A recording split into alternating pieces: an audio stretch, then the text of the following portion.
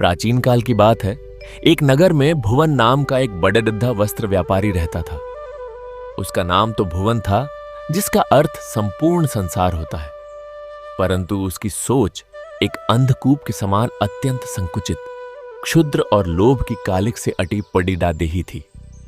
नगर के मुख्य मार्ग पर उसका एक अत्यंत विशाल और भव्य वस्त्र प्रतिष्ठान था, जिसमें बाहर से देखने पर चकाचौंध कर देने वाले रंग बिरंगे और लुभावने वस्त्र टंगे रहते थे। परंतु उन वस्त्रों की उस कृत्रिम चमक के पीछे भुवन के असीम छल कपट, स्वार्थ और बेईमानी का घोर अंधकार छिपा रहता था। भुवन का एकमात्र जीवन दर्शन और उसका चरम लक्ष्य यही था कि येन केन प्रकारेण उचित अनुचित किसी भी मार्ग से केवल धन अर्जित किया जाए। वह वस्त्रों की बुनाई में भारी मिलावट करवाता, कच्चे और अस्थायी रंगों में वस्त्रों को रंगवाकर उन्हें पक्के और अमिट रंग का बताकर अत्यंत ऊंचे दामों पर बेचता था। वह अत्यंत कमजोर और ऐसे हुए धागों का उपयोग करके भोले भाले ग्राहकों की गाढ़ी कमाई लूटने में तनिक भी संकोच नहीं करता था।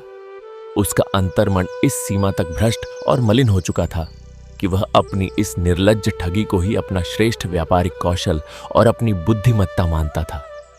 उसका यह घोर अज्ञान और मिथ्या अभिमान था कि धन ही इस चराचर जगत में सर्वस्व है, और अपनी इसी पाप की कमाई से अर्जित धन के एक अत्यंत छोटे से अंश से यदि वह प्रत्येक शनिवार को भगवान शनिदेव के मंदिर में जाकर केवल सरसों का तेल चढ़ा देगा और कुछ सिक्के अहंकार पूर्वक दान पेटिका में डाल देगा, तो सर्वव्यापी और कर्म फलदाता शनिदेव उसके समस्त पापों, ठगी और कुकर्मों को क्षमा कर देंगे। वह अपने इसी खोखले आवरण में जीता था और यह भूल चुका था कि न्याय के देवता सूर्यपुत्र भगवान शनिदेव केवल बाह्य आडंबरों, दिखावे के दान और कृत्रिम भक्ति से नहीं, अपितु आत्मा की निश्चल पवित्रता और कर्मों की अटल सत्यता से प्रसन्न होते हैं।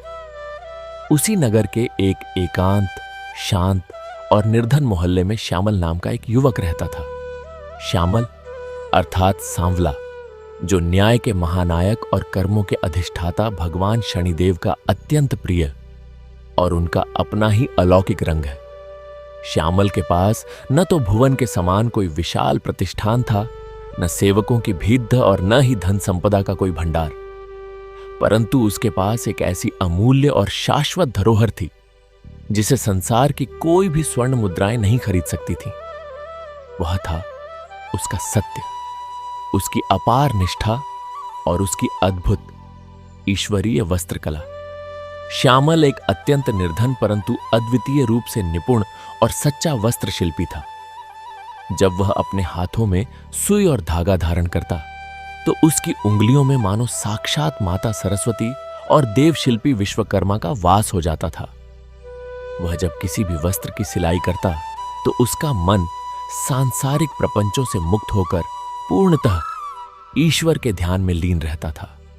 वह वस्त्रों की सिलाई और उनके अत्यंत जटिल रंग संयोजन में इतना पारंगत और सिद्धहस्त था कि उसके द्वारा बनाया गया एक छोटा सा उत्तरीय अथवा वक्ष वस्त्र भी जब किसी मुख्य अंग वस्त्र के साथ पहना जाता तो वह सर्वथा त्रुटिहीन, सटीक नाप का और देखने वालों के नेत्रों को शीतलता प्रदान करने वाला अद्भुत प्रतीत होता था।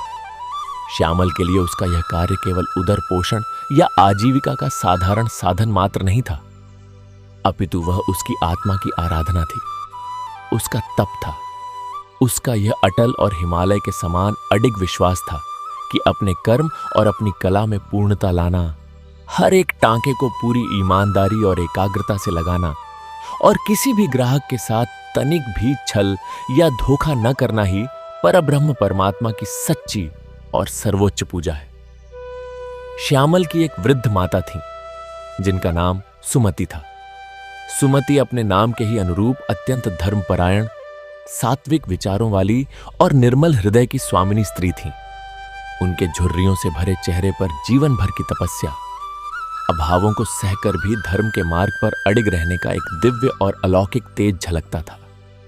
सुमति प्रत्येक शनिवार की संध्या को, चाहे आंधी हो या तूफान, बिना किसी नागा के नगर के बाहर स्थित एक प्राचीन और विशाल पीपल के वृक्ष के नीचे जाती और वहां अत्यंत श्रद्धा, समर्पण और मौन भाव से सरसों के तेल का एक पवित्र दीप प्रज्वलित करती थीं।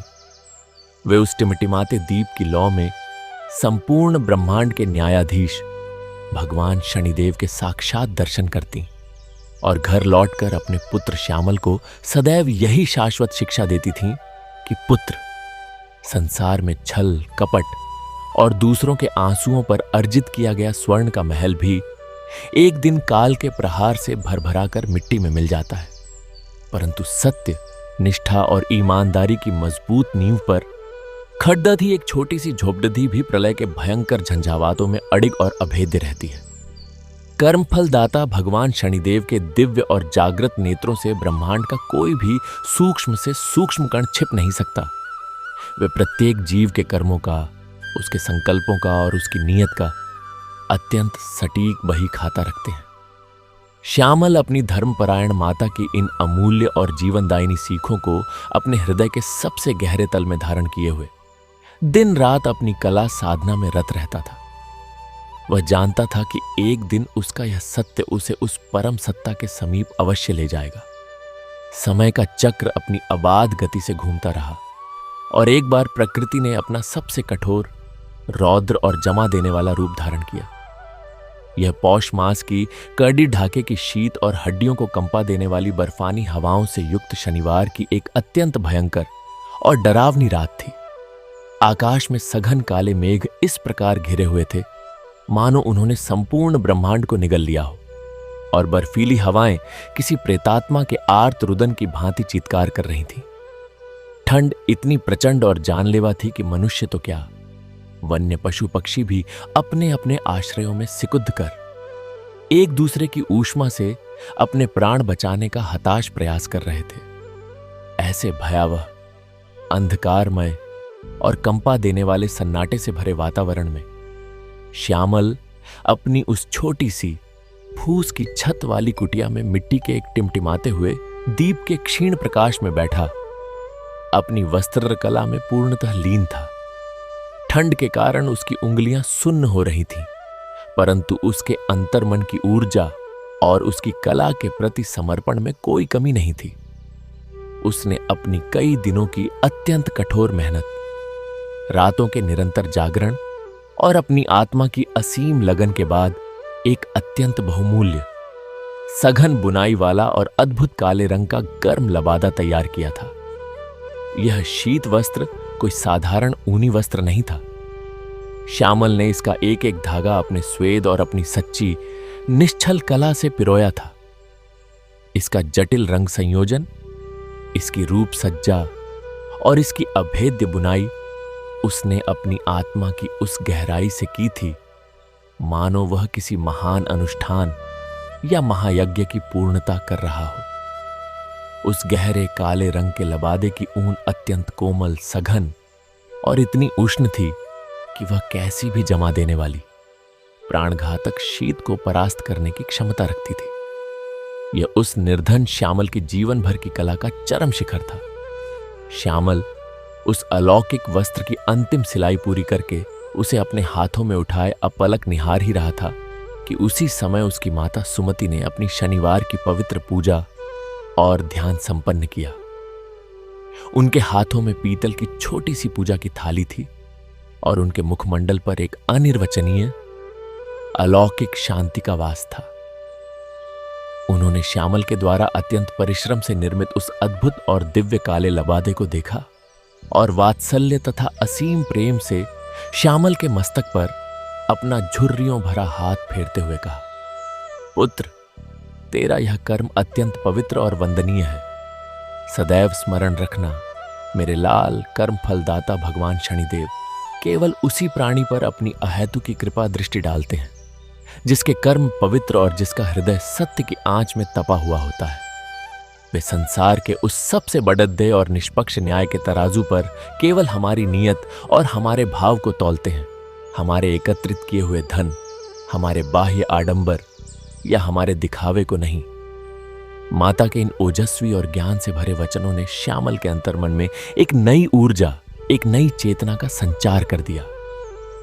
ठीक उसी क्षण जब रात्रि का घनघोर अंधकार और वह प्राणघातक शीत अपने चरम पर पहुंचकर तांडव कर रहे थे, उनके जर्जर और कमजोर द्वार पर एक अत्यंत क्षीण, धीमी और कांपती हुई दस्तक हुई। ऐसा प्रतीत हुआ मानो कोई प्राणों की अंतिम भिक्षा मांग रहा हो। श्यामल ने तुरंत अपना कार्य छोड़ा और उठकर द्वार खोला।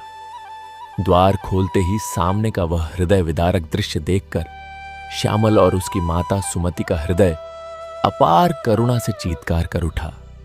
द्वार पर एक अत्यंत दुर्बल अस्थिपंजर मात्र रह गया वयोवृद्ध राहगीर खड़ा था। उसके शरीर पर केवल फटे पुराने चिथड्डे हो चुके सूती वस्त्र थे, जो उस भयंकर और शरीर को बेध देने वाली बर्फानी हवाओं को रोकने में सर्वथा असमर्थ थे। वह अनाम वृद्ध शीत के प्रकोप से इस प्रकार भयंकर रूप से कांप रहा था कि उसके दांत आपस में जोर जोर से टकरा रहे थे और उसकी टांगों में इतनी शक्ति भी नहीं बची थी कि वह सीधा खड़ा रह सके। उसकी आंखें भीतर की ओर धंसी हुई थीं, चेहरा पीला पड्डीला चुका था और उसके होंठ जमा देने वाली ठंड के कारण गहरे नीले पड़े डिडा चुके थे। वह मात्र कुछ ही पलों में अपने प्राण त्याग देने की अवस्था में पहुंच चुका था। वस्तुतः वह वृद्ध सबसे पहले उसी मार्ग पर स्थित उस अहंकारी, धन मदांध और पाखंडी भुवन के भव्य प्रतिष्ठान पर गया था। भुवन उस समय अपने सेवकों के साथ अपनी दुकान बढ़ा रहा था और दिन भर की ठगी और बेईमानी से अर्जित की गई कमाई के सिक्कों को एक बड़े डिधी सी पेटी में गिनने में मग्न था। उस वृद्ध ने जब कांपते हुए हाथों को जोधकर भुवन से मात्र एक पुराने और साधारण शीत वस्त्र की भिक्षा मांगी ताकि वह इस प्रलयंकारी रात में अपने प्राण बचा सके, तो भुवन का वह अंधा अहंकार एक विषैले सर्प की भांति फुंफकार उठा। उसने उस वृद्ध के फटे वस्त्रों और उसकी दीनहीन अवस्था को देखकर उसे अत्यंत घृणा से अशुभ और दरिद्र कहा। उसने उस असहाय वृद्ध का घोर तिरस्कार करते हुए चिल्लाकर कहा कि तूने अपने इन मैले और दरिद्र कदमों से मेरे इस अत्यंत पवित्र और भव्य प्रतिष्ठान को अपवित्र कर दिया है। निकल जा यहां से। इतना ही नहीं, उस पाषाण हृदय भुवन ने अत्यंत क्रूरता और अमानवीयता का परिचय देते हुए अपने सेवकों द्वारा उस कांपते हुए वृद्ध को धक्के मारकर उस बर्फीले तूफान में बाहर सड़ी डीझक पर फेंक दिया था। भुवन के उस मलिन और धन के लोभ में अंधे हो चुके हृदय में उस मरणासन्न वृद्ध के लिए लेश मात्र भी दया या संवेदना नहीं उपजी। वहां से घोर अपमानित और मृत्यु के बिल्कुल कगार पर खड़ा था वह कांपता हुआ अनाथ वृद्ध जीवन की अंतिम आस में भटकते हुए अपने लदखदाते कदमों से श्यामल की उस छोटी सी कुटिया पर पहुंचा था। श्यामल ने उस अजान वृद्ध की वह मरणासन्न अवस्था देखी तो उसे ऐसा प्रतीत हुआ मानो साक्षात पीड़िता और करुणा ही मानव रूप धारण करके उसके द्वार पर आ खड़ी हुई हो। उसके भीतर का मानव मात्र के प्रति प्रेम छलक उठा।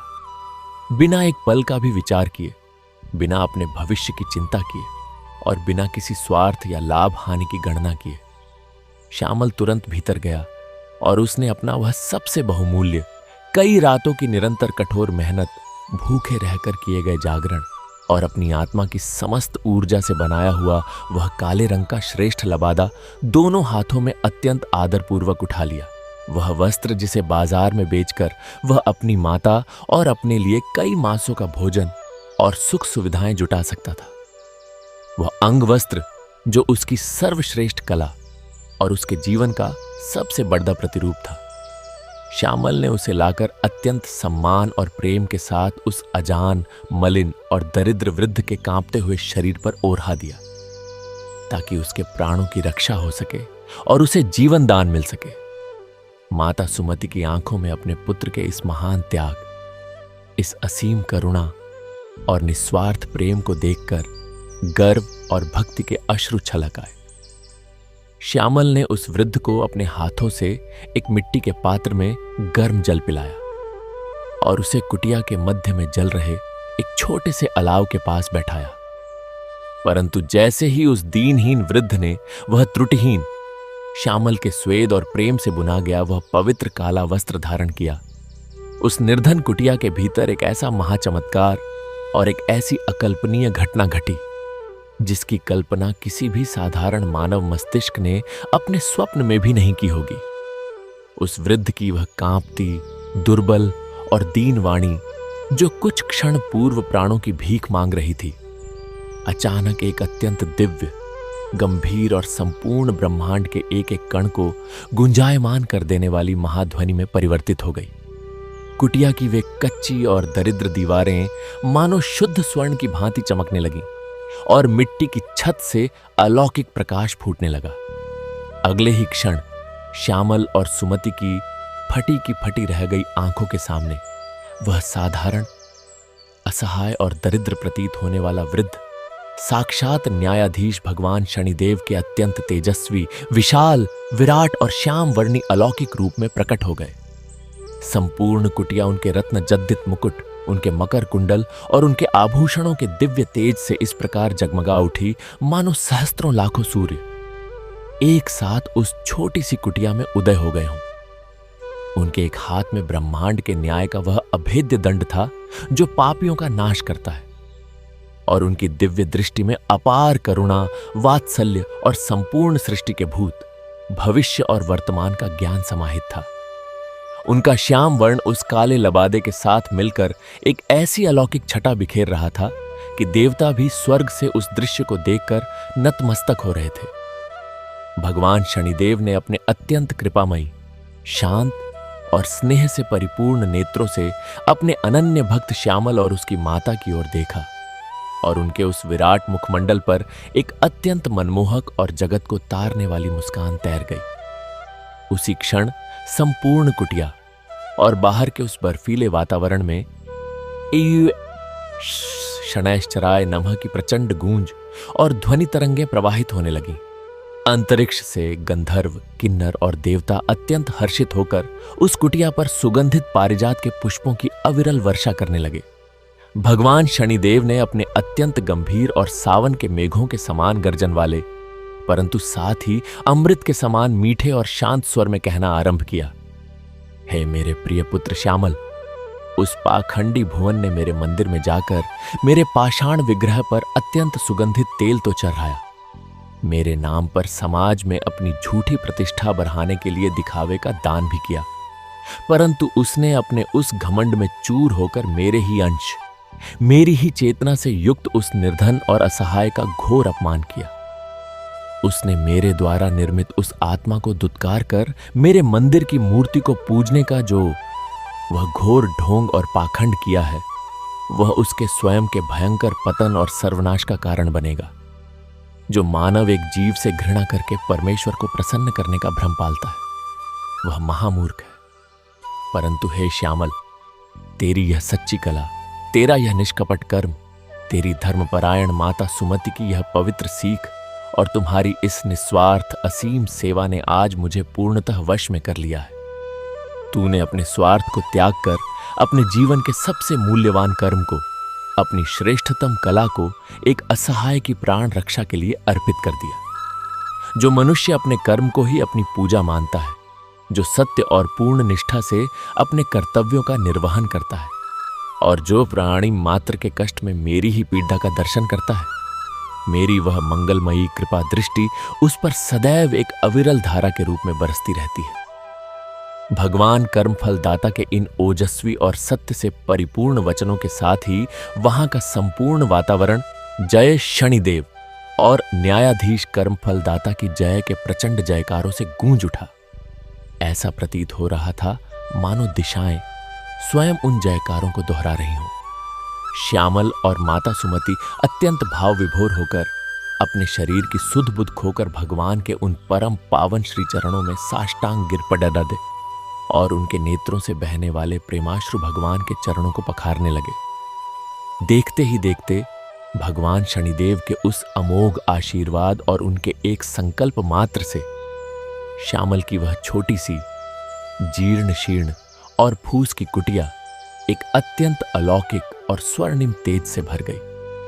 वह कुटिया उसी क्षण नगर के सबसे भव्य, विशाल और प्रतिष्ठित वस्त्र भंडार में परिवर्तित हो गई। उस नई कुटिया की दीवारें चंदन की लकड़ियों से महक रही थीं और वहां रखे हुए सूत के साधारण धागे रातों रात स्वर्ण, चांदी और सबसे उत्कृष्ट रेशम के दिव्य धागों में बदल गए।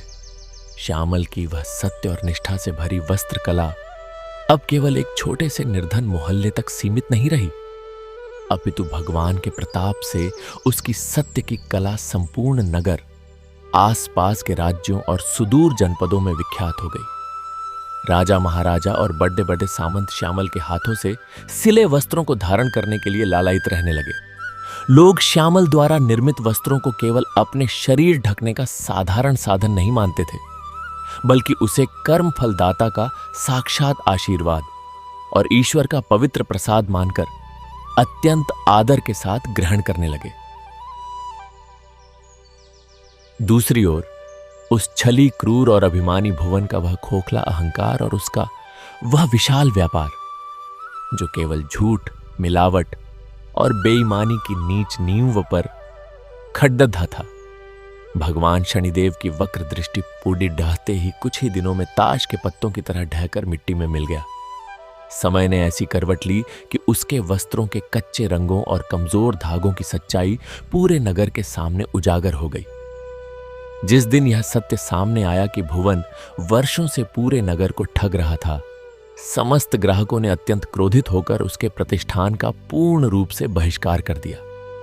भुवन के गोदामों में रखे हुए लाखों के वस्त्रों में अचानक दीमक लग गई और वे सभी राख के समान हो गए। उसका सारा संचित धन, जो उसने गरीबों का खून चूसकर और उन्हें धोखा देकर एकत्रित किया था, वह भयंकर असाध्य रोगों की चिकित्सा और न्यायालय के मुकदमों में पानी की तरह बहकर पूर्णतः नष्ट हो गया। देखते ही देखते भुवन की वह सारी चकाचौंध समाप्त हो गई और वह दाने दाने को मोहताज होकर उसी नगर की एसडिट्टा ढाकों पर आ गया। जब वह भूख से तड़पते हुए उन्हीं सड़कों पर भटक रहा था, तब उसे अपने उस अत्यंत क्रूर और पापी कृत्य का बार बार स्मरण हो आया, जब उसने उस काडी डीडी हक्काक डीडी धाती ठंड में एक असहाय और मरणासन्न वृद्ध को अपने सेवकों द्वारा धक्के मारकर बाहर निकाला था।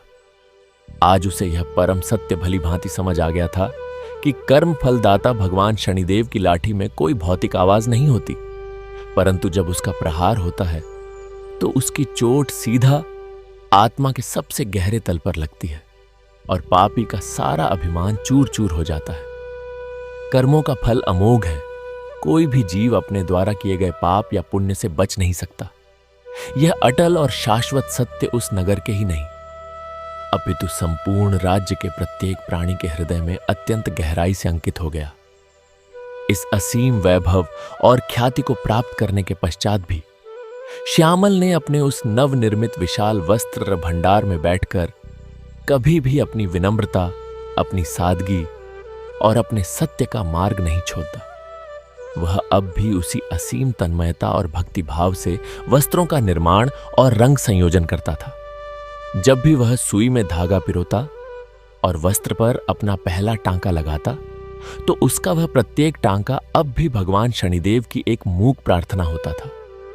उसे स्मरण रहता था कि यह सब उसकी कला का नहीं, अपितु उस परम सत्ता की कृपा का प्रताप है। माता सुमति अब भी उसी प्राचीन पीपल के वृक्ष के नीचे प्रत्येक शनिवार की संध्या को उसी श्रद्धा भाव से सरसों के तेल का दीप जलाती थीं। परंतु अब उस दीप की ज्योति में केवल याचना नहीं, अपितु एक असीम कृतज्ञता, पूर्ण समर्पण और ब्रह्मांड के स्वामी के प्रति अथाह प्रेम का भाव समाहित होता था। समय का प्रवाह एक अविरल नदी की भांति निरंतर चलता रहा और श्यामल की ख्याति के साथ साथ भगवान शनिदेव के न्याय और उनकी लीलाओं की यह अद्भुत कथा एक पीढ़ी से दूसरी पीढ़ी तक यात्रा करने लगी। लोग जब भी किसी को अहंकार में चूर या बेईमानी करते देखते, तो वे भुवन के उस भयावह पतन और श्यामल के उत्कर्ष का उदाहरण देकर उसे सचेत करते। उमशन शनैश्चराय नमः अस की वह पावन गूंज उस नगर की वायु में इस प्रकार घुल मिल गई कि वहां का प्रत्येक नागरिक अपने हर कर्म को करने से पूर्व अपने अंतर्मन में बैठे उस परम न्यायाधीश को स्मरण अवश्य करता। श्यामल का जीवन इस बात का एक जीवंत प्रमाण बन गया था कि यदि कर्म की कसौटी पर सत्य खरा उतरता है, तो ईश्वर स्वयं उस सत्य की रक्षा के लिए किसी भी रूप में दौड़ते चले आते हैं। कथा के इस प्रवाह में जब हम गहराई से अवगाहन करते हैं, तो यह भली भांति ज्ञात होता है कि मनुष्य का मन एक अत्यंत चंचल और माया के आवरण में लिपटा हुआ दर्पण है। इस दर्पण पर जब लोभ और स्वार्थ की धूल जम जाती है तो मनुष्य को अपना ही वास्तविक स्वरूप दिखाई नहीं देता। भुवन उसी अज्ञानता की धूल से ढका हुआ एक अंधा पथिक था जो यह मानता था कि स्वर्ण की चमक से वह सूर्य की रोशनी को भी खरीद सकता है, परंतु वह यह नहीं जानता था कि जिस सूर्य पुत्र के हाथों में तीनों लोकों के कर्मों के न्याय का दंड है, उसकी दृष्टि से न तो पाताल का अंधकार कुछ छिपा सकता है और न ही आकाश की ऊंचाइयां। श्यामल ने अपनी कला के माध्यम से उस दर्पण को निरंतर साफ रखा था। जब वह सूत के धागों को एक दूसरे के साथ जोड़ कर एक वस्त्र का निर्माण करता तो वह मात्र धागों को नहीं जोड़ धाता था, अपितु वह अपनी आत्मा को परमात्मा के साथ जोड़ रहा होता था। उसका प्रत्येक निर्मित वस्त्र सत्य का एक मूर्त रूप था। जब वह काली अंधेरी रात आई तो वह केवल एक मौसम का परिवर्तन नहीं था, वह वास्तव में प्रकृति द्वारा ली जा रही एक महापरीक्षा थी। वह बर्फीला तूफान, वह जमा देने वाली हवाएं और वह भयंकर अंधकार, ये सभी मनुष्य के अंतर्मन में उठने वाले स्वार्थ और मोह के प्रतीक थे। जब वह वृद्ध भुवन के द्वार पर गया तो वह केवल एक भिखारी नहीं था, वह साक्षात काल और कर्म का एक मूर्तिमंत स्वरूप था जो भुवन को उसके अंतिम उद्धार का एक अवसर प्रदान करने आया था। परंतु जब पाप का गड्ढा भर जाता है तो मनुष्य की बुद्धि सबसे पहले भ्रष्ट हो जाती है। भुवन ने उस अवसर को ठुकराकर अपने ही हाथों से अपने विनाश के द्वार खोल लिए थे। इसके विपरीत जब वही वृद्ध श्यामल के द्वार पर पहुंचा तो श्यामल ने उस वृद्ध में किसी दरिद्र को नहीं, अपितु एक ऐसी पीड़ा को देखा जिसे दूर करना उसका परम कर्तव्य था। उसने अपने उस बहुमूल्य काले लबादे को, जो उसकी संपूर्ण कला का निचोद्ध था, उस वृद्ध को और हाकर वास्तव में अपने अहंकार, अपने मोह और अपने सांसारिक बंधनों को ही भगवान के चरणों में समर्पित कर दिया था। वह काला लबादा कोई साधारण वस्त्र नहीं था। काला रंग जो सभी रंगों को अपने भीतर समाहित कर लेता है, वह शून्यता और पूर्णता दोनों का ही प्रतीक है। जब श्यामल ने वह लबादा उस वृद्ध को अर्पित किया तो उसने वास्तव में अपने अस्तित्व को ही उस परम सत्ता में विलीन कर दिया था। और इसी परम त्याग के फलस्वरूप जब वह महाचमत्कार घटित हुआ, जब वह दरिद्र वृद्ध अपने वास्तविक और दिव्य रूप में प्रकट हुआ, तो वह दृश्य इतना अलौकिक और रोंगटे खड्डहे कर देने वाला था कि तीनों लोग उस क्षण स्तब्ध रह गए थे। भगवान शनिदेव का वह विराट स्वरूप, उनकी वे कृपामयी आंखें जिनमें ब्रह्मांड के अनगिनत तारे झिलमिला रहे थे, और उनके हाथ का वह न्याय दंड जो धर्म की रक्षा का प्रतीक था, यह सब देखकर श्यामल की आत्मा मानो शरीर के बंधनों से मुक्त होकर परमानंद में गोते लगाने लगी थी। जय शनिदेव और न्यायाधीश कर्मफल दाता की जय के वे स्वर जो उस कुटिया से उत्पन्न हुए थे, वे केवल शब्द नहीं थे, वे सत्य की विजय के उद्घोष थे। वे इस बात की घोषणा कर रहे थे कि चाहे असत्य का अंधकार कितना भी सघन क्यों न हो, सत्य का एक छोटा सा टिमटिमाता हुआ दीप उस अंधकार को चीरने के लिए पर्याप्त होता है।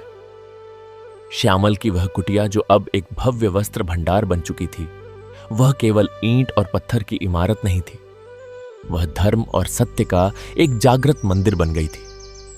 वहां से गुजरने वाला प्रत्येक व्यक्ति उस भवन को देखकर नतमस्तक हो जाता था।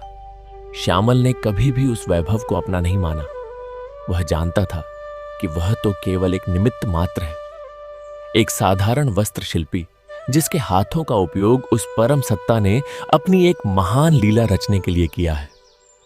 समय के पन्नों पर यह कथा एक अमिट स्वर्ण अक्षर की भांति अंकित हो गई। माता सुमति के वे शब्द की न्याय के तराजू पर केवल हमारी नीयत तुलती है। वायु के प्रत्येक झोंके के साथ आज भी उस नगर में गूंजते प्रतीत होते हैं। मनुष्य जीवन की सार्थकता इसी में है कि वह अपने कर्मों को इतनी पवित्रता और निष्ठा से करे कि जब अंत समय में वह उस परम न्यायाधीश के सामने खड़ा हो तो उसे अपने किसी भी कर्म पर लज्जित न होना पड़े थे। भगवान शनिदेव जो कर्मों के सबसे सूक्ष्म निरीक्षक हैं, वे न तो किसी से अकारण रुष्ट होते हैं और न ही किसी पर अकारण प्रसन्न होते हैं। उनका न्याय गणित के उस सटीक नियम की भांति है जिसमें 2 और 2 हमेशा 4 ही होते हैं। भुवन ने जो बोया वही उसने काटा। उसने छल, कपट और घृणा के बीज बोए थे, जिसके फलस्वरूप उसे दरिद्रता, रोग और अपमान की कांटेदार फसल काटनी पड़ी था। श्यामल ने सत्य, निष्ठा, प्रेम और करुणा के बीज बोए थे, जिसके परिणाम स्वरूप उसके जीवन का आंगन ईश्वर की अहेतुकी कृपा, वैभव और अमर ख्याति के सुगंधित पुष्पों से महक उठा। यह कथा हमें यह भी सिखाती है कि सच्ची कला और सच्चा कर्म कभी भी व्यर्थ नहीं जाते। श्यामल की वह रातों की नींद हराम करके की गई तपस्या, उस काले लबादे का वह जटिल और त्रुटिहीन रंग संयोजन, उसका वह एक एक सटीक टांका, इन सब का मोल इस संसार का कोई भी धनी व्यक्ति नहीं चुका सकता था। उसका मोल तो स्वयं भगवान को ही धरती पर उतरकर चुकाना पड़ा। जब कला आराधना बन जाती है, जब कर्म पूजा बन जाता है और जब मनुष्य अपने अस्तित्व को शून्य कर लेता है, तब परमात्मा को विवश होकर अपने भक्त के द्वार पर आना ही पड़ता है। श्यामल का वह सांवला रंग जो उसके नाम को चरितार्थ करता था, वह वास्तव में उस परम सत्ता के साथ उसके एकाकार होने का प्रतीक था। आज भी जब शनिवार की वह गोधूली वेला आती है, जब सूर्य अस्ताचल की ओर प्रस्थान करता है और अंधकार धीरे धीरे पृथ्वी को अपने आगोश में लेने लगता है, तब पीपल के वृक्षों के नीचे जलने वाले वे छोटे छोटे सरसों के तेल के दीप केवल अंधकार को दूर करने का साधन नहीं होते। वे दीप एक मौन प्रार्थना होते हैं, एक संकल्प होते हैं कि हे कर्म फलदाता, हमारे अंतर्मन के उस भुवन रूपी अंधकार और अहंकार का नाश करो और हमारे हृदय में उस श्यामल रूपी सत्य, निष्ठा और करुणा का संचार करो। वे दीप इस बात की याद दिलाते हैं कि जब ठंडी हवाएं और जीवन के भयंकर तूफान हमें तोड़ने का प्रयास करें, तब हम अपने कर्मों के उस गर्म और पवित्र लबादे को और कर सत्य के मार्ग पर अडिग खड़े रहें। कथाओं की इस अनंत श्रृंखला में यह प्रसंग केवल एक युग तक सीमित नहीं है। यह मानव मस्तिष्क के उन गहरे द्वंद्वों का भी सटीक चित्रण है, जहां हर पल एक नया भुवन और एक नया श्यामल जन्म लेता है। हमारे भीतर का वह हिस्सा जो हमेशा अधिक से अधिक पाने की लालसा में रहता है, जो सफलता के लिए किसी भी सीमा को लांघने को तत्पर रहता है, वह भुवन है। और हमारे ही भीतर का वह अत्यंत शांत, धीर और निष्काम भाव जो केवल अपने कर्म को सर्वोत्तम तरीके से करने में विश्वास रखता है, जो दूसरों की पीड़िता देखकर करुणा से भर उठता है, वह श्यामल है। इन दोनों प्रवृत्तियों के बीच चलने वाले इस निरंतर युद्ध में विजय सदैव उसी की होती है जिसके साथ वह श्याम वर्णी, न्याय का डंडा धारण करने वाला परमेश्वर होता है। श्यामल की कला में जो वह बारीकी थी, जो उसका वस्त्रों को नापने का वह सटीक तरीका था, वह वास्तव में जीवन को सही अनुपात में जीने की कला थी। उसने कभी भी अपने लिए आवश्यकता से अधिक की कामना नहीं की। उसका संतोष ही उसकी सबसे बड़ी रिद्धि संपत्ति थी। दूसरी ओर भुवन के पास सब कुछ होते हुए भी एक असीम रिक्तता थी। वह उस रिक्तता को धन से, दिखावे से और अपने मिथ्या अहंकार से भरने का प्रयास कर रहा था। परंतु आत्मा की वह रिक्तता केवल सत्य के प्रकाश से ही भर सकती है, भौतिक वस्तुओं से नहीं। जब भगवान शनिदेव ने भुवन के उस साम्राज्य को ध्वस्त किया, तो उन्होंने वास्तव में उस पर एक बहुत बड़ा कृपा की थी। उन्होंने उसके उस झूठे आवरण को तोड़ दहकर उसे वास्तविकता के धरातल पर ला खड्डधा किया था, ताकि वह अपने कर्मों के उस भयंकर परिणाम को देख सके और शायद अपने अगले जन्म में उस भूल को सुधार सके। भगवान शनिदेव का न्याय कभी भी प्रतिशोध नहीं होता। वह सदैव एक सुधार, एक परिमार्जन और एक जागृति होती है। जब वे किसी को दंड देते हैं, तो वह दंड वास्तव में उस जीव को पाप के उस भयंकर दलदल से बाहर निकालने के लिए दिया गया एक कठोर परंतु आवश्यक झटका होता है। और जब वे प्रसन्न होते हैं, तो वे श्यामल की भांति उसे इतना दे देते हैं कि संपूर्ण ब्रह्मांड उसके सामने नतमस्तक हो जाता है। उनकी वह अमृत के समान मीठी वाणी जो उस रात श्यामल की कुटिया में गूंजी थी, वह वाणी आज भी उन सभी सच्चे साधकों, शिल्पियों और कर्मयोगियों के कानों में गूंजती है, जो बिना किसी फल की चिंता किए एकांत में बैठकर अपनी अपनी कला और अपने अपने कर्म को साध रहे हैं। इस प्रकार सत्य की इस अनंत और अलौकिक यात्रा में कर्म की प्रधानता सदैव सर्वोपरि रहती है। श्यामल ने यह सिद्ध कर दिया था कि कोई भी कर्म, चाहे वह वस्त्रों की सिलाई ही क्यों न हो, यदि उसे पूर्ण निष्ठा और ईश्वर अर्पण बुद्धि से किया जाए तो वह सबसे बड़े महायज्ञ से भी बढ़कर फलदायी होता है। उसका वह प्रत्येक सिला हुआ अंग वस्त्र, वह प्रत्येक त्रुटिहीन रूप सज्जा वास्तव में उसकी आत्मा का ही विस्तार था। जब उसने वह वस्त्र उस अजान वृद्ध को पहनाया तो उसने वास्तव में संपूर्ण मानवता को, स्वयं उस परम पिता परमात्मा को ही वह वस्त्र अर्पित कर दिया था। और इसी असीम और निस्वार्थ प्रेम के कारण उस रात उस निर्धन मोहल्ले की वह छोटी सी कुटिया पूरे ब्रह्मांड के लिए एक सबसे पवित्र तीर्थ बन गई थी। वहां जो प्रकाश फैला वह किसी दीप का प्रकाश नहीं था, अपितु वह साक्षात भगवान की करुणा का, उनके न्याय का और उनके उस अटल वचन का प्रकाश था जो वे गीता में भी कहते हैं कि मेरे भक्त का कभी नाश नहीं होता। उस दिव्य घटना के कई वर्षों पश्चात भी जब श्यामल अत्यंत वृद्ध हो चला था, उसके नेत्रों की ज्योति क्षीण होने लगी थी, तब भी उसके हाथों में वही जादू और उसके हृदय में वही असीम भक्ति विराजमान थी। उसका वह भव्य वस्त्र भंडार अब एक ऐसी संस्था बन चुका था जहां केवल वस्त्र ही नहीं सिले जाते थे, अपितु वहां आने वाले प्रत्येक शिष्य को कर्म, धर्म और सत्य की वह अमूल्य शिक्षा दी जाती थी जो कभी माता सुमति ने श्यामल को दी थी। वहां का वातावरण सदैव शनैश्चराय नमः की पावन ध्वनि से गुंजायमान रहता था। श्यामल अपने उन युवा शिष्यों को सदैव उसी केडी ढकढाती शीत वाली रात का स्मरण कराता और कहता कि मेरे बच्चों, जब भी तुम सुई को धागे से जोत दो तो यह स्मरण रखना कि तुम केवल 2 वस्त्रों को नहीं जोत रहे हो, तुम अपनी नियति को उस परम न्यायाधीश की लेखनी के साथ जोत रहे हो। यदि तुम्हारे इस कार्य में एक भी बेईमानी का टांका लग गया तो वह वस्त्र तो शायद बाजार में बिक जाएगा, परंतु तुम्हारी आत्मा की सिलाई हमेशा के लिए उधध जाएगी। श्यामल के इन गूढ़ और सत्य वचनों को सुनकर उसके शिष्य भाव विभोर हो जाते और अत्यंत श्रद्धा के साथ अपनी वस्त्र कला में जुट जाते। श्यामल ने अपने जीवन के उस अंतिम पडिडी दाव में भी उस काले लबादे के समान ही एक और अत्यंत अद्भुत और अलौकिक वस्त्र का निर्माण आरंभ किया। यह वस्त्र किसी मनुष्य के लिए नहीं था, अपितु यह उस परम सत्ता, उस कर्म फलदाता भगवान शनिदेव के उस भव्य मंदिर के विग्रह के लिए था जिसे संपूर्ण नगर ने मिलकर अत्यंत श्रद्धा और भक्ति भाव से निर्मित करवाया था। श्यामल दिन रात एक करके अपनी बची हुई समस्त ऊर्जा और अपनी जीवन भर की कला का संपूर्ण निचोड़ उस दिव्य वस्त्र के निर्माण में लगा रहा था। उसके उस वस्त्र का एक एक रेशमी धागा मानो उसकी आत्मा की गहराइयों से निकलकर उस वस्त्र में पिरोया जा रहा था। जब वह उस वस्त्र पर सोने और चांदी के तारों से कढ़ाई करता तो उसका वह कार्य ऐसा प्रतीत होता मानो वह स्वयं तारों को आकाश से तोड़कर भगवान के उस वस्त्र पर जद्द रहा हो।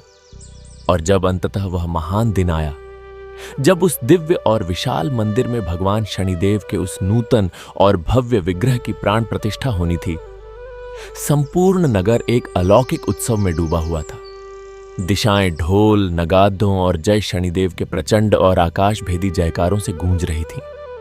श्यामल, जो अब अत्यंत वृद्ध और शारीरिक रूप से कमजोर हो चुका था, अपने शिष्यों के सहारे उस मंदिर के गर्भगृह की ओर बढ़ रहा था।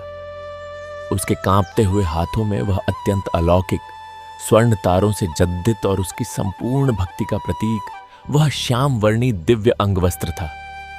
मंदिर के प्रांगण में उपस्थित हजारों लोगों की आंखें श्यामल और उसके हाथों में उस अद्भुत वस्त्र पर टिकी हुई थी। सभी जानते थे कि यह केवल एक वस्त्र नहीं, बल्कि एक सिद्ध साधक की जीवन भर की तपस्या का साक्षात रूप है। जैसे ही श्यामल ने गर्भगृह में प्रवेश किया और भगवान के उस विराट और तेजोमय विग्रह के सम्मुख पहुंचा, उसके नेत्रों से अविरल प्रेमाश्रु बहने लगे।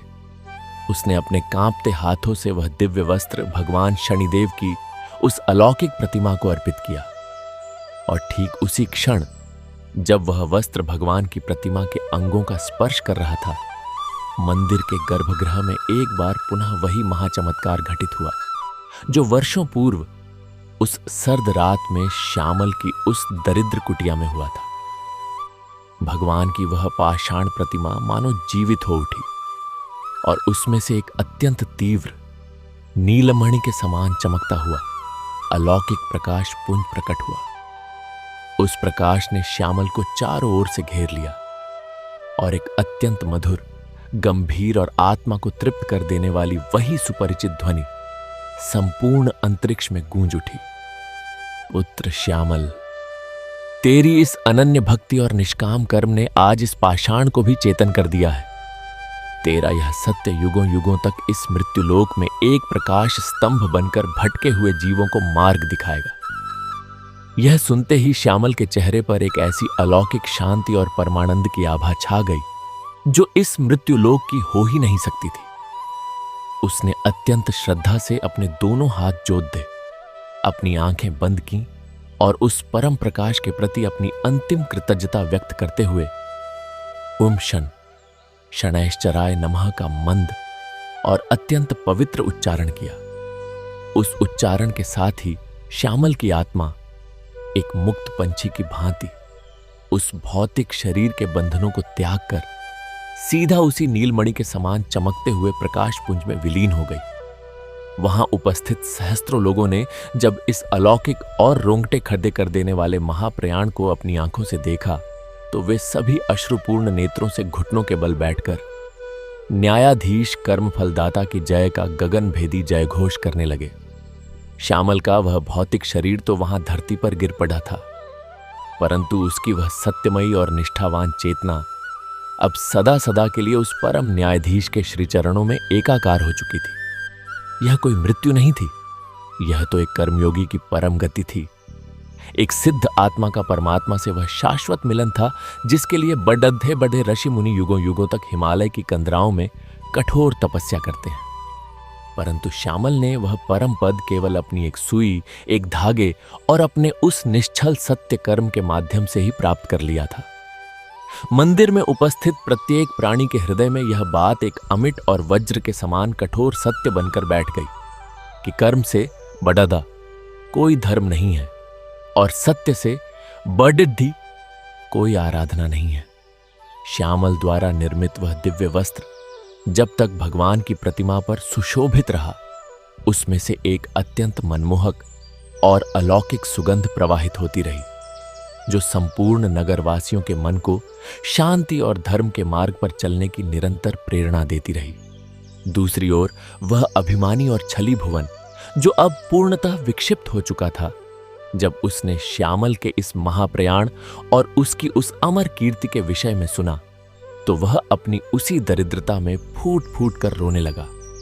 उसे अपने द्वारा किए गए उन समस्त पापों और उस काढ़ धाती ठंड वाली रात का वह दृश्य बार बार अपने मानस पटल पर दिखने लगा जब उसने भगवान के ही रूप उस वृद्ध को धक्के मारकर निकाल दिया था। भुवन का वह पश्चाताप इतना गहरा था कि वह पागलों की भांति 61 ढाकों पर दौड़ धता हुआ उसी पीपल के वृक्ष के नीचे जा पहुंचा जहां कभी माता सुमति अत्यंत निष्ठा से अपना दीप प्रज्वलित करती थी। भुवन वहां जाकर उस वृक्ष की जद्दों में अपना सिर पटक पटक कर क्षमा मांगने लगा। उसके मुख से केवल एक ही आर्तनाद निकल रहा था, हे कर्म फलदाता, मुझे क्षमा कर दो, मेरे इस अज्ञान रूपी अंधकार का नाश कर दो। परंतु समय की रेत जब मुट्ठी से एक बार फिसल जाती है तो वह कभी वापस नहीं आती। भगवान शनिदेव का न्याय यद्यपि अत्यंत कठोर होता है, परंतु वह जीव को उसके कर्मों का पूरा प्रतिफल अवश्य देता है। भुवन को अपने उन क्रूर और लोभ से भरे कर्मों की वह भयंकर पीड़ा अपने अंतिम श्वास तक भोगनी पड़ी।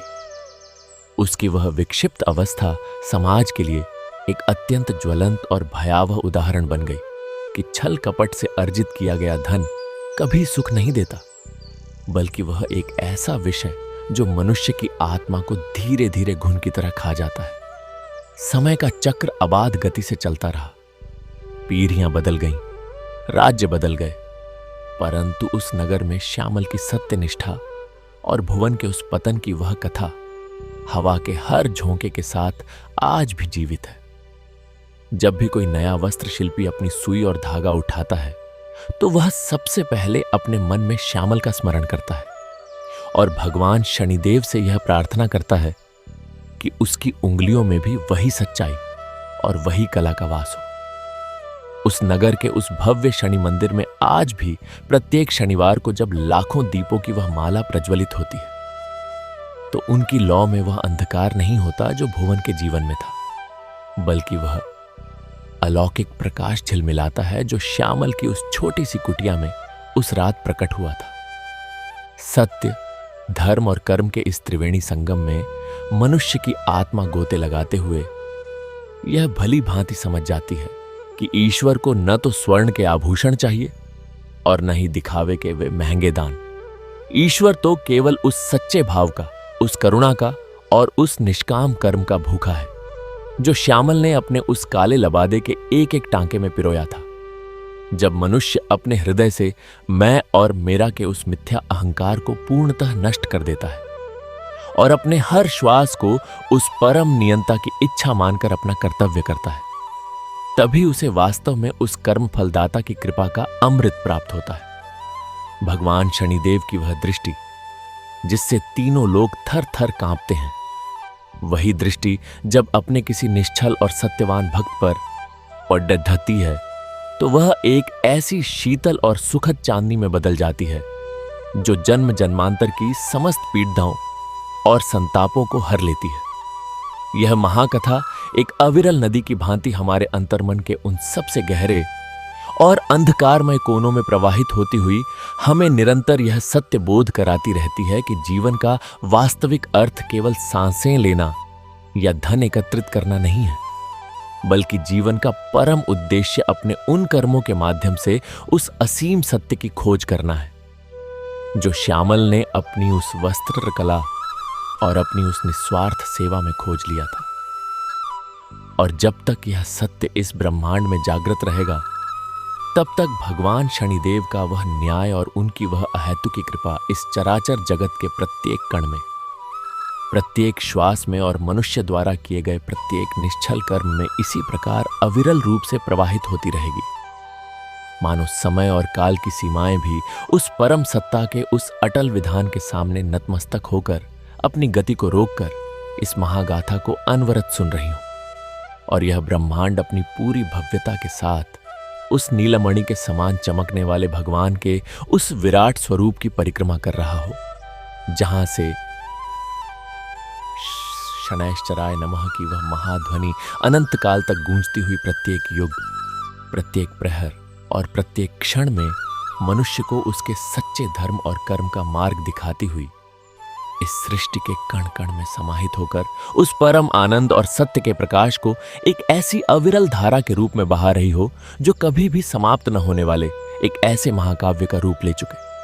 कभी श्यामल के उस निस्वार्थ कर्म और उस बहुमूल्य शीत वस्त्र के एक एक रेशे में समाहित होकर उस रात कुटिया के अंधकार को चीरती हुई परम प्रकाश में बदल गई थी। वह धागा जो हमारे कर्मों की उस अदृश्य चरखी पर निरंतर लिपटता जा रहा है और जिसके सूत को स्वयं महाकाल और न्यायाधीश शनिदेव अपने हाथों से काट रहे हैं, यह कोई सामान्य सूत नहीं है। यह तो हमारे संकल्पों, हमारी इच्छाओं और हमारे द्वारा किए गए गुप्त से गुप्त पापों और पुण्यों का वह अकाट्य जाल है जिसे मनुष्य स्वयं अपने चारों ओर बुनता है। श्यामल ने अपने जीवन के उस करघे पर जो सत्य की चादर बुनी थी, उसकी उष्णता आज भी उस नगर के प्रत्येक प्राणी के हृदय में महसूस की जाती थी। उसके पश्चात उस विशाल वस्त्र भंडार का उत्तरदायित्व उसके उन योग्य और सत्यनिष्ठ शिष्यों ने संभाला, जिन्होंने अपने गुरु के उस महान आदर्श को कभी धूमिल नहीं होने दिया। जब भी कोई नया प्रशिक्षु उस भव्य प्रतिष्ठान में वस्त्रकला सीखने आता, तो उसे सर्वप्रथम सुई और धागा नहीं, अपितु अपने अंतर्मन को स्वच्छ करने का महामंत्र दिया जाता था। उसे सिखाया जाता था कि वस्त्र की सिलाई और उसका रंग संयोजन केवल दो रंगीन वस्त्रों को मिलाना नहीं है, अपितु यह तो प्रकृति के उन विविध रंगों के साथ अपनी आत्मा का सामंजस्य स्थापित करना है। यदि भीतर छल का कोई भी दाग शेष है, तो बाहर का अंगवस्त्र चाहे कितना भी त्रुटिहीन और सटीक नाप का क्यों न प्रतीत हो, कर्म फलदाता की उन भेदक दृष्टि से उसकी मलिनता छिप नहीं सकती। नगर के उस मध्य चौराहे पर जहां कभी भुवन का वह विशाल और पाखंड से भरा प्रतिष्ठान हुआ करता था, जो अब केवल एक खंडहर और मिट्टी के ढेर में परिवर्तित हो चुका था, वह ढेर लोगों के लिए एक अत्यंत जीवंत और जागृत चेतावनी बन गया था। माता पिता अपने बच्चों का हाथ पकड़ डिढ़ कर उस मार्ग से गुजरते हुए उस खंडहर की ओर संकेत करते और उन्हें भुवन के उस भयावह पतन की कथा अत्यंत विस्तार से सुनाते कि किस प्रकार लोभ और अहंकार में अंधा होकर एक मनुष्य साक्षात भगवान के अंश का तिरस्कार कर बैठता है और फिर न्याय के देवता उसे उस पाताल के ऐसे अंधकार में धकेल देते हैं जहां से बाहर आने का कोई मार्ग नहीं होता। भुवन का वह खंडहर मानो चीख चीख कर यह उद्घोष कर रहा था कि धर्म के नाम पर किया गया दिखावा और मंदिर की मूर्तियों पर चढ़ाया गया वह महंगा तेल किसी भी पापी को उस परम दंड से नहीं बचा सकता, यदि उसका हृदय किसी निर्धन और असहाय की पीड़िता को देखकर नहीं पसीजता। दूसरी ओर श्यामल के उस प्रतिष्ठान से निर्मित होने वाले वक्ष वस्त्र और उत्तरीय जब राजाओं और सामंतों के दरबार में पहुंचते तो उनकी रूप सज्जा और उनके सूत की वह अद्वितीय चमक देखकर बड़े बड़े विद्वान भी चकित रह जाते थे। उन वस्त्रों में कोई कृत्रिम चमक नहीं थी, बल्कि उनमें वह सजीव आभा थी जो केवल सत्य की भट्टी में तपकर ही निखर सकती है। श्यामल के शिष्यों ने यह नियम बना लिया था कि वे प्रत्येक शनिवार को अपने उस भव्य वस्त्र भंडार से होने वाली आय का एक बहुत बड़ा था भाग अत्यंत निर्धन, असहाय और शीत से ठिठुरते हुए उन अनाम राहगीरों के लिए उसी प्रकार के उष्ण और सघन बुनाई वाले गर्म लबादे बनाने में व्यतीत करेंगे, जैसा उनके गुरु श्यामल ने उस महारात्रि को उस अजान वृद्ध के लिए बनाया था। यह उनकी ओर से भगवान शनिदेव को अर्पित की जाने वाली सबसे सच्ची और पवित्र पुष्पांजलि थी। नगर के बाहर वह प्राचीन पीपल का वृक्ष अब केवल एक वृक्ष नहीं रह गया था, अपितु वह संपूर्ण राज्य के लिए एक महान तीर्थ स्थल का रूप धारण कर चुका था। प्रत्येक शनिवार की संध्या को वहां केवल एक माता सुमति ही नहीं, अपितु हजारों लाखों माताएं, बहनें और कर्मयोगी अपने अपने अंतर्मन की श्रद्धा का वह सरसों के तेल का दीप प्रज्वलित करने आते थे। उन असंख्य दीपों की लौ जब एक साथ वायु में झिलमिलाती थी तो ऐसा प्रतीत होता था मानो आकाश के समस्त तारे पृथ्वी पर उतर आए हों और एयुएम शन शनैश्चराय नमः कि उस प्रचंड गूंज में अपने आप को विलीन कर रहे हों। उस ज्योति के सम्मुख खड़ाधय होकर हर प्राणी अपने मन के उस छिपे हुए चोर, अपने उस सूक्ष्मतम स्वार्थ और अपने भीतर के उस दबे हुए भुवन को भस्म करने की प्रार्थना करता था। भगवान शनिदेव की महिमा का यह सबसे बड़ा और अद्भुत सत्य है कि वे केवल दंडित ही नहीं करते, वे तो एक ऐसे महान और परम दयालु वैद्य हैं जो आत्मा में लगे हुए उस पाप रूपी कोढ़ को जद्द से नष्ट करने के लिए शल्य चिकित्सा करते हैं। जब मनुष्य का वह झूठा अहंकार टूटता है, जब उसे अपने ही किए गए कुकर्मों की वह भयंकर पीड़ा सहनी पड़ती है, तब कहीं जाकर उसकी वह सोई हुई चेतना जागृत होती है। भुवन ने जब अपना अंतिम श्वास लिया था तो उसकी आंखों में वह घमंड नहीं था, बल्कि पश्चाताप के वे गर्म आंसू थे जो अंततः भगवान की उस महाक्षमा के महासागर में गिरकर लुप्त हो गए थे। यह कर्मों की वह अत्यंत गहन और रहस्यमयी लीला है जिसे साधारण मनुष्य की यह चर्म चक्षु नहीं देख सकती। इसके लिए तो श्यामल के समान वह दिव्य दृष्टि चाहिए जो एक जर्जर और मलिन शरीर में भी उस परमपिता के विराट स्वरूप का दर्शन कर सके। कथा का यह प्रवाह यही नहीं रुकता, यह तो निरंतर युगों युगों की छाती को चीरता हुआ आज भी हमारे आसपास घटित हो रहा है। आज भी जब कोई वस्त्र शिल्पी अपनी कला में पूर्ण डूबकर एक ऐसा अंग वस्त्र तैयार करता है जिसमें उसका कोई स्वार्थ नहीं होता, तो उस वस्त्र को धारण करने वाले को एक असीम शांति का अनुभव होता है। कर्म की यह सबसे बड़ी खाई विशेषता है कि वह कभी बासी नहीं होता। जो सत्य त्रेता या द्वापर में था, वही सत्य आज इस कलयुग में भी उसी प्रचंडता के साथ विद्यमान है। आज भी भगवान शनिदेव अपने उसी श्याम वर्णी और अत्यंत तेजस्वी रूप में इस ब्रह्मांड के कण कण में व्याप्त होकर हमारे एक एक विचार, हमारी एक एक दृष्टि और हमारे हृदय में उठने वाले उस एक एक तरंग का अत्यंत सूक्ष्मता से मूल्यांकन कर रहे हैं। उनका वह न्याय दंड आज भी उसी कठोरता और उसी निष्पक्षता के साथ तना हुआ है जो कभी राजा को रंक और रंक को राजा बनाने की सामर्थ्य रखता है। यह मनुष्य का सबसे बड़ा भ्रम है कि वह बंद दरवाजों के पीछे कोई पाप करेगा और उसे कोई नहीं देखेगा। वह यह भूल जाता है कि जिस वायु को वह श्वास के रूप में ग्रहण कर रहा है, जिस पृथ्वी पर वह खड़धा है और जो आकाश उसके ऊपर तना हुआ है, वे सभी उस परम न्यायाधीश के जागृत और अत्यंत अचूक गवाह हैं। जब वह महा अदालत बैठती है तो वहां किसी झूठे गवाह या किसी कृत्रिम प्रमाण की आवश्यकता नहीं होती। वहां तो मनुष्य की अपनी ही आत्मा उसके विरुद्ध गवाही देने के लिए खड़दद्धी हो जाती है। श्यामल ने इस सत्य को अपने जीवन के अत्यंत प्रारंभिक काल में ही अपनी धर्मपरायण माता की उस पावन गोदी में सीख लिया था और इसीलिए उसने अपने संपूर्ण जीवन को एक ऐसे पारदर्शी और स्वच्छ स्फटिक मणि की भांति बना लिया था जिसके आर पार वह परमेश्वर स्वयं अपनी छवि को निहार सकता था।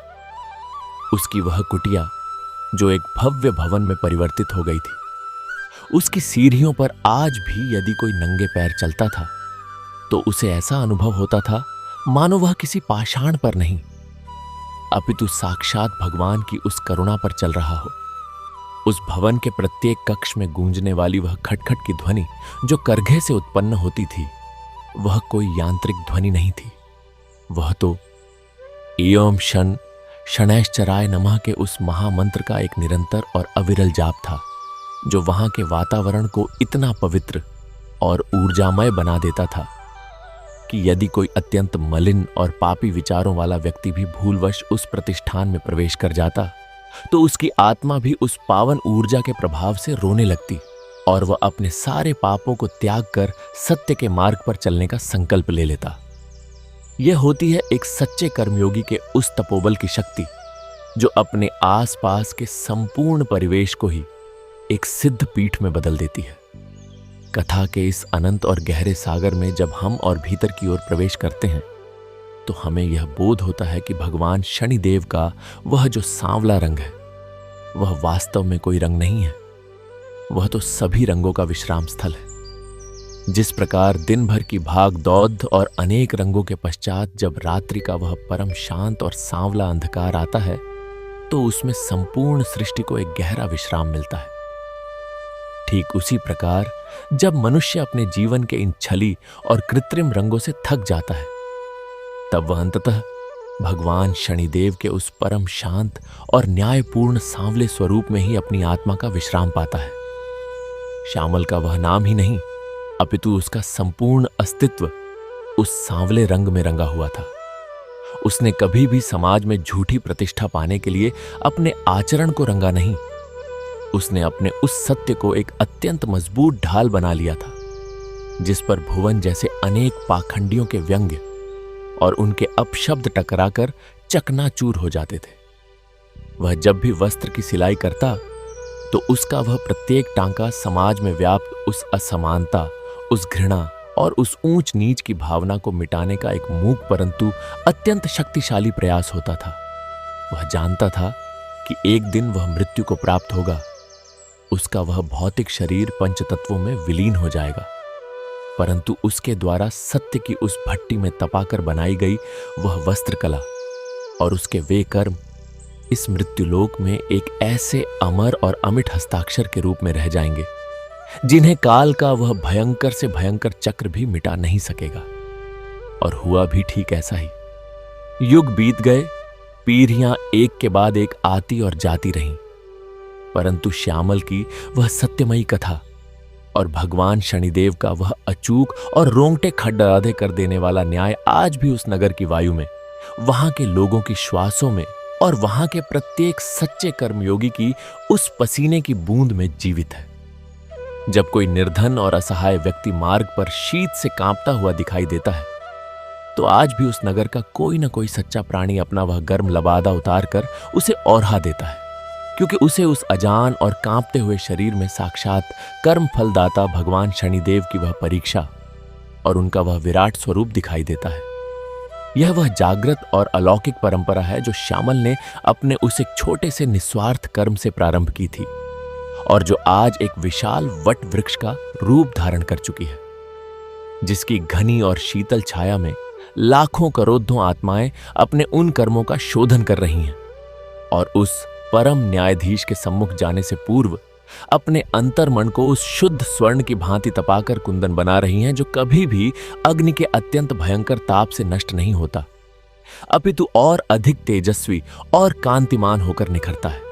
यह कर्म की वह अत्यंत रहस्यमयी और गूढ़ भट्टी है, जिसमें जब जीव अपने अहंकार और अपने समस्त सांसारिक स्वार्थों को समिधा के रूप में आहूत कर देता है, तभी उसके भीतर से वह परम सत्य का प्रकाश प्रस्फुटित होता है। उस नगर की वह पावन भूमि आज भी उस महान वस्त्र शिल्पी श्यामल के उन चरणों की धूलि को अपने वक्षस्थल पर धारण किए हुए अत्यंत गर्व का अनुभव करती है। वहां चलने वाली वायु भी जब उन प्राचीन और विशाल वृक्षों के पत्तों से टकराती है तो उस सरसराहट में कोई साधारण ध्वनि नहीं होती, बल्कि ध्यान से सुनने पर उसमें यम शन शनैश्चराय नमः की वह अलौकिक और हृदय को भेद देने वाली झंकार स्पष्ट रूप से सुनाई देती है। यह झंकार उन सभी भटकती हुई और माया के घोर अंधकार में पथभ्रष्ट हो चुकी आत्माओं के लिए एक ऐसा दिव्य प्रकाश स्तंभ है जो उन्हें निरंतर यह स्मरण कराता रहता है कि हे प्राणी, तू इस नश्वर संसार में चाहे जितने भी ऊंचे और भव्य महल खड़ा कर ले, चाहे तू धन संपदा के कितने ही विशाल पर्वत क्यों न एकत्रित कर ले, परंतु जब तेरे जीवन की संध्या होगी और जब साक्षात काल तेरे सम्मुख आकर खड़ा होगा, तब तेरे ये कच्चे रंगों से रंगे हुए वस्त्र और तेरी यह झूठी भौतिक संपदा तनिक भी काम नहीं आएगी। उस परम भयंकर और अंतिम घड्डी में केवल और केवल तेरे वे निश्चल कर्म, तेरी वह सत्य निष्ठा और तेरे द्वारा किसी असहाय की प्राण रक्षा के लिए उठाया गया वह कर्मों का सच्चा अंग वस्त्र ही तेरे प्राणों की रक्षा करेगा। भुवन की वह दुर्गति और श्यामल का वह महाउत्कर्ष, ये दोनों केवल दो व्यक्तियों की कथाएं नहीं हैं, अपितु ये मनुष्य के अंतर्मन में पलने वाली दो विपरीत प्रवृत्तियों का शाश्वत और महासंग्राम है। हम सभी के भीतर एक भुवन पल रहा है जो हर क्षण यह प्रयास करता है कि वह दूसरों का अधिकार छीन ले, अपनी वाणी में विष्ट घोलकर दूसरों को अपमानित करे और केवल अपने उदर पोषण को ही जीवन का एकमात्र लक्ष्य मान बैठे। परंतु जब जब हम उस भुवन के मायाजाल में फंसते हैं, तब तब कर्म फलदाता भगवान शनिदेव अपनी उस परम सूक्ष्म और अदृश्य दृष्टि से हमारी उस मलिनता को देख रहे होते हैं। वे तुरंत कोई प्रहार नहीं करते, क्योंकि उनका न्याय अत्यंत धैर्यवान और असीम गहराई लिए हुए होता है। वे पापी को उसके पाप के उस चरम शिखर तक पहुंचने का अवसर देते हैं, ताकि जब उसके अहंकार का वह गड्ढा पूर्णतः भर जाए, तब वह अपने ही पापों के उस भयंकर बोझ से टूटकर इस प्रकार गिरे कि उसकी आत्मा जन्म जन्मांतरों तक उस पीड़ा को स्मरण रखकर पुनः पाप करने का दुस्साहस न कर सके। यह भगवान का वह महान्याय है जिसके सम्मुख देवताओं के भी शीश नतमस्तक हो जाते हैं। और इसी न्याय की उस पावन वेदी पर जब न्यायाधीश कर्मफल दाता की जय का प्रचंड उद्घोष होता है, तो वह केवल एक जयकारा नहीं रह जाता, वह तो ब्रह्मांड के कण कण में बसे हुए उस शाश्वत नियम की उद्घोषणा बन जाता है कि सत्य ही ईश्वर है और ईश्वर ही सत्य है। श्यामल की वह माता सुमति, जो केवल एक साधारण स्त्री प्रतीत होती थी, वास्तव में वे ज्ञान और भक्ति की एक अत्यंत सघन और जागृत प्रतिमूर्ति थी। उनका वह सरसों के तेल का एक छोटा सा दीप केवल अंधकार को मिटाने का भौतिक साधन नहीं था, वह तो उनके भीतर जलने वाली वह अखंड ज्योति थी जिसने श्यामल जैसे एक महान कर्मयोगी को जन्म दिया था। आज के इस अत्यंत कोलाहलपूर्ण और स्वार्थ से भरे युग में, जहां प्रत्येक मनुष्य केवल दूसरों को पीछे धकेलकर स्वयं आगे बढ़ने की अंधी दौड़ में भाग रहा है, वहां सुमति की वह सीख अत्यंत प्रासंगिक और जीवनदायिनी है। जब श्यामल अपनी वस्त्र कला में मग्न होकर वक्ष वस्त्र और उत्तरीय का निर्माण करता था, तो वह उन धागों में अपने प्राण पिरोता था। उसका प्रत्येक सिला हुआ वस्त्र यह उद्घोष करता था कि कला तभी सार्थक है जब वह परमात्मा की आराधना बन जाए। यदि कोई वस्त्र शिल्पी अत्यंत सुंदर और सटीक नाप का शीत वस्त्र तो बना ले, परंतु उसके हृदय में यदि उस वस्त्र को धारण करने वाले के प्रति लेश मात्र भी सम्मान या प्रेम नहीं है, तो वह वस्त्र केवल एक जद्द वस्तु है। उसमें वह सजीवता और वह अलौकिक तेज कभी आ ही नहीं सकता जो श्यामल के उस काले लबादे में आया था, जिसे धारण करते ही साक्षात भगवान शनिदेव अपने उस विराट और तेजोमय स्वरूप में प्रकट हो गए थे। यह कथा हमें बार बार उसी एकांत और जर्जर कुटिया के उस महादृश्य की ओर खींच ले जाती है। विचार कीजिए उस क्षण का जब भयंकर शीत से कांपते हुए उस वयोवृद्ध अजान राहगीर ने श्यामल के द्वार पर दस्तक दी थी। यदि श्यामल के भीतर रत्ती भर भी सांसारिक मोह या भविष्य की चिंता होती, यदि वह यह सोच लेता कि यह अत्यंत मूल्यवान अंगवस्त्र यदि मैंने इस निर्धन को ओढ़ा दिया तो कल प्रातः मैं और मेरी माता भोजन कहां से करेंगे, तो वह कभी भी उस महाचमत्कार का साक्षी नहीं बन पाता। परंतु श्यामल तो उस अवस्था से बहुत ऊपर उठ चुका था जहां लाभ और हानि के साधारण गणित मनुष्य के मन को जकड़ लेते हैं। वह तो प्रेम और करुणा के उस असीम आकाश में उद्यान भर रहा था जहां केवल ईश्वर का विधान चलता है। उसने बिना एक पल का भी विलंब किए, बिना अपनी माता से पूछे और बिना अपने भविष्य की चिंता किए अपना वह सर्वोत्तम कर्म उस असहाय के शरीर पर अर्पित कर दिया। और जैसे ही उस वस्त्र ने उस वृद्ध के शरीर का स्पर्श किया, संपूर्ण ब्रह्मांड की धुरी मानो उस छोटी सी कुटिया में आकर केंद्रित हो गई। वह अकल्पनीय दृश्य जब जय शनिदेव के प्रचंड और रोंगटे खड़े कर देने वाले स्वरों के साथ उद्घाटित हुआ, तो वहां का वह एक एक कण पवित्र हो गया। भगवान शनिदेव का वह सांवला और अत्यंत तेजस्वी रूप, जो करोड़ों सूर्यों के समान कांतिमान था, परंतु फिर भी उसमें एक असीम शीतलता और वात्सल्य समाहित था, वह इस बात का सबसे बड़ा प्रमाण है कि ईश्वर अपने सच्चे भक्त के अधीन हो जाते हैं। जब भगवान ने श्यामल से कहा था कि तेरी कला और तेरी निस्वार्थ सेवा ने आज मुझे पूर्णतः वश में कर लिया है, तो वे शब्द वास्तव में संपूर्ण मानव जाति के लिए एक सबसे बड़ा और अमर संदेश थे। वे शब्द यह बताते हैं कि ईश्वर को प्राप्त करने के लिए किसी कठोर हठयोग, किसी विशाल कर्मकांड या किसी अत्यंत दुर्गम तीर्थ यात्रा की आवश्यकता नहीं है। यदि मनुष्य अपने घर के एकांत में बैठकर अपनी साधारण सी आजीविका को भी अत्यंत ईमानदारी, सत्य और निस्वार्थ भाव से करे, यदि वह अपनी रूप सज्जा और अपनी कला में कभी भी छल कपट का कोई रंग न मिलाए, तो भगवान स्वयं उसके द्वार पर उसकी परीक्षा लेने और उसे अपना सर्वस्व सौंपने के लिए दौड़े चले आते हैं। यह कर्म और न्याय की वह अनंत सरिता है जो निरंतर बहती ही रहती है। आज जब हम उस नगर के उस भव्य वस्त्र भंडार को देखते हैं, जो अब एक तीर्थ बन चुका है, तो वहां के दीवारों पर कोई चित्र नहीं टंगे हैं। वहां तो केवल श्यामल के वे ही पुराने और जर्जर वस्त्र कांच के एक अत्यंत सुंदर और सुरक्षित आवरण में रखे गए हैं। वे फटे हुए वस्त्र आज भी संसार के सबसे बहुमूल्य रत्नों से भी अधिक मूल्यवान प्रतीत होते हैं, क्योंकि उन वस्त्रों से आज भी एक ऐसी दिव्य सुगंध आती है जो किसी भी सांसारिक इत्र में नहीं मिल सकती।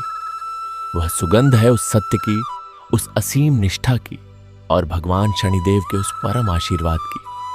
जब भी कोई व्याकुल, पीड़ित और अपने कर्मों के जाल में फंसा हुआ मनुष्य उन वस्त्रों के सम्मुख जाकर अत्यंत करुणा से अश्रु बहाता है और एवं शनैश्चराय नमः का मन ही मन उच्चारण करता है, तो उसे ऐसा प्रतीत होता है मानो श्यामल का वही हाथ आज भी उसके मस्तक पर आ गया हो और स्वयं भगवान शनिदेव उसे उस भयंकर अंधकार से बाहर निकालने का मार्ग दिखा रहे हो। यह कथा कोई अतीत का पन्ना नहीं है, यह तो वर्तमान का वह जीवंत सत्य है जो अनंत काल तक हमारा मार्गदर्शन करता रहेगा। यह कथा हमारे अंतर्मन में गूंजने वाला वह शाश्वत नाद है जो हमें निरंतर सचेत करता है कि जब भी हम अपने कर्म के मार्ग से विचलित होने लगे, जब भी स्वार्थ और लोभ का अंधकार हमारी चेतना को घेरने लगे, तब हम उस प्राचीन पीपल के वृक्ष के नीचे जलने वाले सत्य के उस दीप का स्मरण करें।